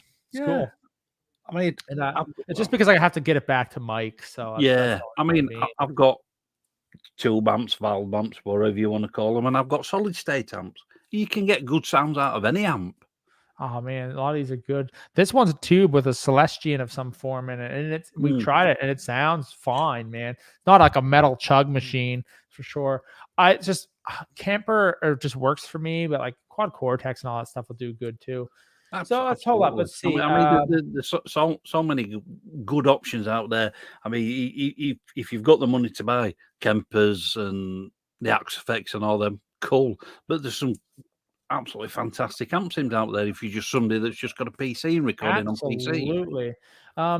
Japan also has a few dozen guitar companies that sell Japan exclusives. My last Paul is made by a company called Photogenic. Direct Gibson coffee. Yeah, there was like another one. They were called like Bernie. I think Bernie. Bernie was one of the ones. Yeah.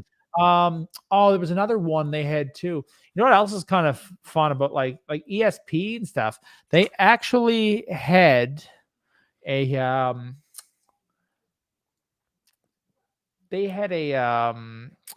models too that were like Japan or Europe only. And then one of them. So you remember the Alexi Leho signature? Yeah. It was like the Randy Road shape, but it had one bridge pickup. Well, they made one like that, but they put a neck pickup in it, and they called it the SV, and it was a Japanese only one. And when I was in Korea, a Japanese band called Ethereal Sin came over, and I believe one of the guys in that band had an SV. Cool. I saw it sitting on the table. We got pictures. There's an old picture of me somewhere where I'm actually with the band Ethereal Sin. They were a black metal band, and they had their whole faces painted up. The corpse paint thing. I can't think of the guy's name. It's just Japanese, but super killer guitar player, super nice guy. I think he's in a different band now. I'm pretty sure he's an ESP endorser too. And he's he had that and stuff too, and he was playing some other brand at the time, but there were some good ones there. Got to think of my bad backs. I know tube amps for me. You know what? The thing is that big cab, when I got to move that, I have a 2x12, but when I move that cab, no joke, I drive to my back door. When I'm moving that, like I have a back door, so I don't have to go up and down steps with it here. Yeah. It's got 2 handles, but in order to minimize any chance of injury, I actually, because the ground's hard enough, I go right from the driveway, I back right around to the door. Yeah, I've done my time umping fucking 100-watt heads and 4x12 cabs about. Yeah, I know. Like some people worry about the lawn. I fuck the lawn. The lawn can be fixed. Backs are much harder to fix than a lawn. So I should think they did, Pat. No, man, it's been something else for a long time. Anyway, it's like I broke the headstock on my old West Tone once, and Gibson sued me for copying them.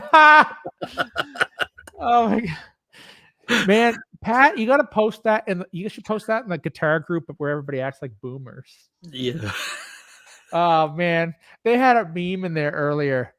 It was amazing. I'm going to try to show it to you guys on here. It's terrible. It's actually in memes in my Discord Fat Oh, the Philosopher, if you're on Forbidden Discord, City. you should join my channel Discord. We hang out over there. And we might just talk about whatever BS after the day. But there was a meme. I'm gonna try to show it on here. It says, I would go to school. This was the bus. This was the textbook. This was the teacher. And this was the lunch.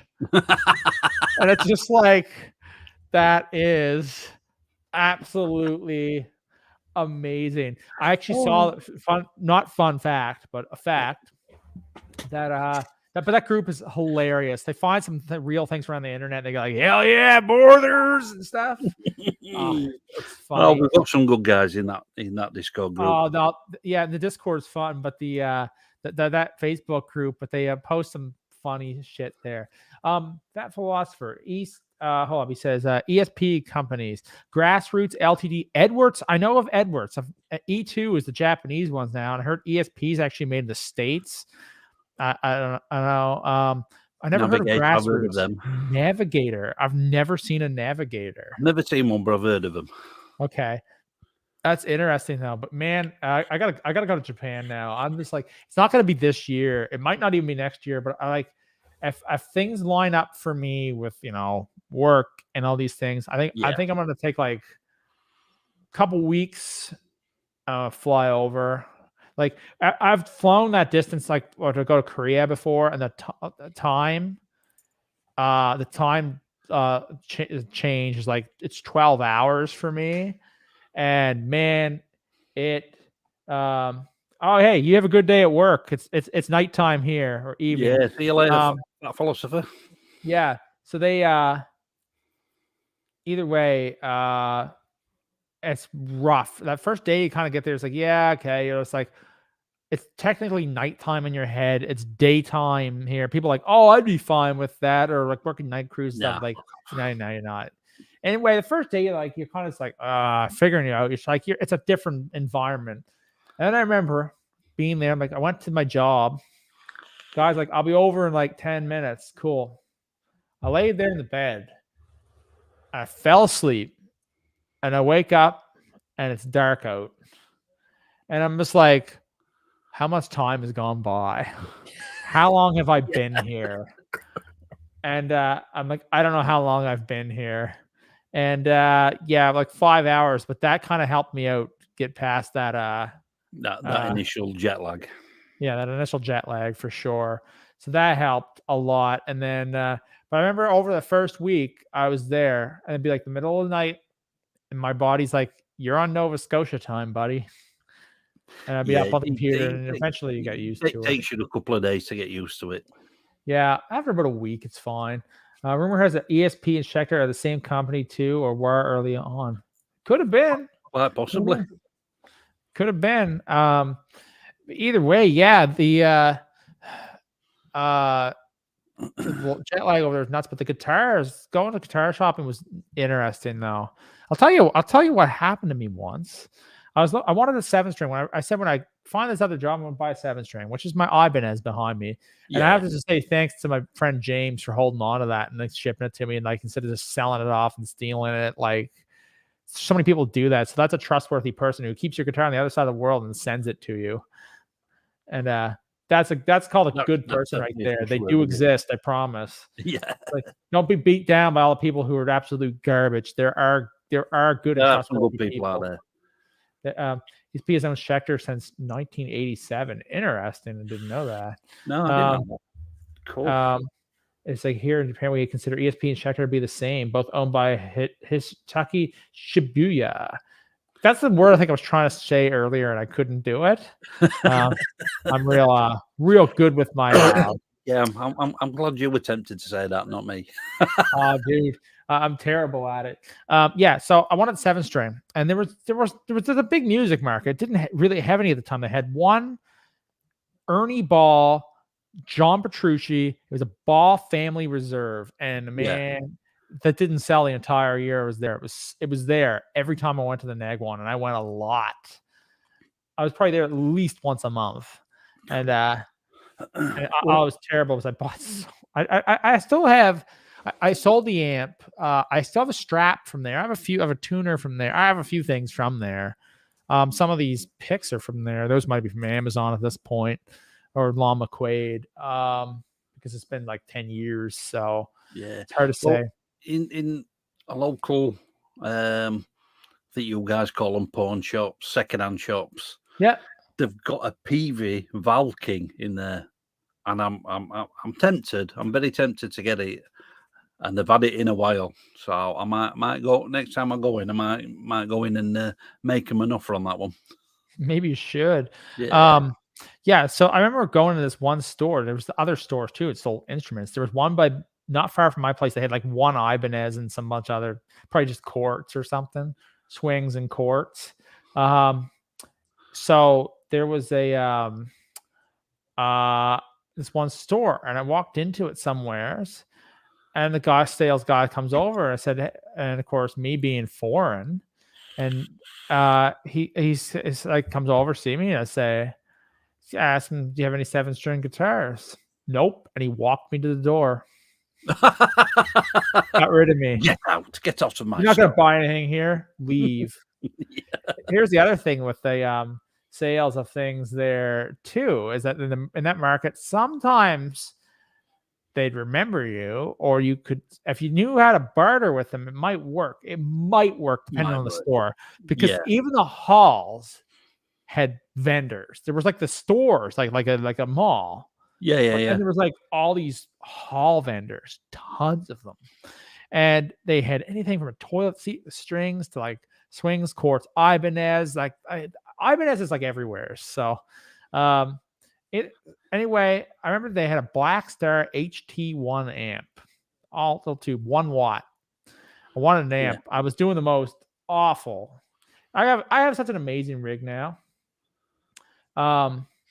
What's CEO of Sector talk about the ESP relationship in the latest PMTV video? Okay, I'll have to do that. Cool. Yeah. So basically, if you want to hear the worst setup that I ever had, is that I had a pod, and then I had an adapter, and I took that adapter and it would sit in the adapter, not even snap in, and I was plugging the pod into a set of computer speakers, cheap computer speakers. Ooh. But it was just a way to get a tone, to not use headphones. I was doing anything. So I bought, I went to the store. I think I bought something like a Line 6 foot controller or something for my pod. And they had an amp. I'm like, oh, damn. Like, well, I don't get paid for another month. So, or like 3 weeks. I'm like, well, maybe I'll come back. They said, well, we'll sell you the amp for this now. Sorry, I need to eat. So, whatever. I could have bought it, but I didn't. I'm like, no, just hold up. Gut feeling wasn't like, do it now. So I waited however many weeks, was paid, and I went back. Now, in this particular spot, there's like guys that were kind of doing the sales and doing the talking and all that stuff. Yeah. And then there was this old lady, but she's in charge of the money. She's running the show, not them. Anyway, of course, me being the foreign guy, they remember who I am. They knew I was interested in the amp. Didn't sell. Never sold. And they had one. And he's talking like blah, blah, blah. And she interrupts him. He's talking Korean. Then he goes, I'll sell it to you for like this really like, dropped like a bunch of money off it all of a sudden compared to the original offer he put out there. He's like, she said just to move it. So they just put it at like whatever price they'd make, a couple bucks. I'm like, cash? Yes. I walked to the bank, came back. I don't know. I got it for like $200 or something. It was pretty cheap. Cool. Like they wanted way more for it originally. I forget exactly the prices and stuff. I mean, like, it's just, that's kind of how it worked. Like some people take a Korean person there and haggle a little bit. So anyway, Dagwon, they had a lot of stuff. I think sometimes what I liked about the stores, the North American stores, they were a little bit, I'd say better kept in some senses. Like there were sometimes like less of like these weird brands that maybe have not higher quality. But like in the Nagwon, they had some really high end stores too. They had Sirs and glass cases, and one they had cut. Like there's one that had Sir, Fender Custom Shop. They had all this stuff in there. The glass. I probably would have bought a Parker Fly back then. They had a Parker there. I don't think it was a Ken Parker. Yeah, I remember the Parker Flies. They were selling Parkers, and I asked to try one. They told me no. I would have liked that guitar. I would have bought it. I was in the market. I would have bought it. Well, that's it. Wasn't meant to be, I guess. Wasn't meant to be. But some of these sales guys, like I've heard complaints about like some of the old stores here, but in all honesty, like the last so many years, I found the stores here have been fine. Really, I've never had an issue with Lon McQuaid. They're like, yeah, play them, do whatever. They've been pretty cool. So yeah, I mean, there's a store that's quite local to me, called Rich Tone, and they're online as well. And I've never had any problems there. It's like, can I try that guitar? Yeah, get what you want, just try it. Yeah, exactly. And that's the way it should be. You kind of like, and the stores, that's kind of why you go there to try it. Not exactly. Like online's a gamble, but it's the thing. Like, so that's the thing that I liked about the NAG one. There was things that I didn't see, and it was kind of an adventure to go in it and stuff. Yeah. I'd love to go in and do a video on YouTube for that stuff, but I wasn't really I did YouTube back then, but not to the quality or know-how that I have now. Yeah, I mean, I mean, I did that sort of vloggy video at the guitar show. I remember that. It was a good video. Yeah. Well, there's another one coming up, not this Sunday, the Sunday after. So I might do the same, do another, because apparently this one's a fucking huge show, a huge market, if you will. So yeah, I think that's going to be an interesting. It's actually not far from Chris. It's at A. Park. Very cool. Yeah, it's A. Park is actually a horse racing venue. That's pretty cool. Like, from what I've read on the website, the actual thing itself, it's over 4 holes, so there should be plenty to see there. I've never been to a guitar show, man. Oh man, I've picked that cheap Ibanez I've picked up there. The original Dean, I got the Dean from Hell. I got that from there, and I've had various bits and bobs from that. The Blue Ibanez I got from there as well. Sweet, man. My dad's had a few guitars from them, and obviously different pedals and that I've done reviews on. I picked up from them shows. That's pretty cool. I think they used to have one up in Truro, Nova Scotia, but I feel like it was just going to be probably just dad rocker stuff because it's around here. So probably be cool to see something like older stuff. I'm sure I'd like it. Them things, yeah, you definitely see the dad rock dudes. Yeah, I mean, there's gonna be a lot of that. All the got the sort of Hulk Hogan haircut, but they've got it in a ponytail. It's like, for fuck's sake. But once you get to that stage, just fucking cut it, for fuck's sake. Yeah, you're lucky, man. You got a good head of hair on you. Hey, not bad for somebody who's 51. Yeah, you're doing fine, man. It's going a bit thin at the front there, but here's a funny page for you guys on Instagram if you want to read it. Like if you go on, you gotta read, like, there's the pictures, but you generally speaking have to read the captions, the descriptions for them. It's called Rigs of Dad. Rigs. Oh, cool. I'll check. And they find like just these pictures of, like, you know, those local bar bands. I mean, it sounds terrible because I'm sure somebody would say the same crap about us. After they saw us, they'd say some things, but, like, you know what I mean? Like, they look like the local musicians, and like they're playing somewhere, and just like, but the write-ups are just so well done. Kind of like that Hard Times thing I was telling you about earlier. Yeah. Well, that kind of thing was kind of like that. You know what? I think the stream's starting to wind down a little bit for me. It's soon time for me to get out of the chair. We've got 3 people watching, and I'm very happy for everybody who's come around and stuck it out. So that's cool. It's been great to hang out, man. Oh, damn right. Always enjoy hanging out with you, dude. Yeah, man. And that's why I was like, you know what? Lee and me need to do a stream because I enjoy hanging out with you too. Absolutely. And you know, if I'm free, I'm always up for a stream. Yeah, man. And this was fun. And I'm glad to use the channel and actually do something like this, because this is actually the first time we've done like an in-person, like, kind of like stream like this where we just sat around and talked. And just talk shit. I think the next time we gotta get some other people on here. Like, I'll definitely invite some other people to come on for some other ones too. Yeah, a few of us on. We gotta get the crew on here sometime. Like Pat Pat and we gotta get Pat and Corey and them on here Pat, sometime. Corey, DW. Yeah, or one of our channels will do it one of these some point. Some point. At some point we got to do it. Have a lovely evening. Glad I made it for most of it. Say hi to Corey for me. Oh yeah, yeah. You letting him out of the basement? Of the dungeon? No, he's in there for eternity. That's right. You let him out sometimes to shoot a video or something. Yeah. He only comes out for Lords of the Wrist. That's all he's allowed to come out for. Yeah, I always love his entries for those two. He's just he's so man. good at writing, man. Like, yeah. And it's just high quality stuff. It's just man. not just a riff salad that he puts together. No, he puts together really good stuff too.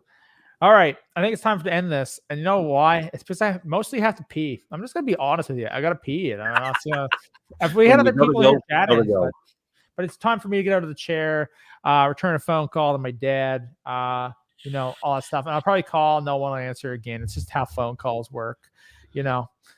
All right, everybody. All right, no, thanks for having me on. Thanks everybody for coming in. You're probably all subscribed anyway. And anyway, you guys have an awesome one. And thanks for coming on, Lee. Yep. This is awesome. Thanks for having us on, dude.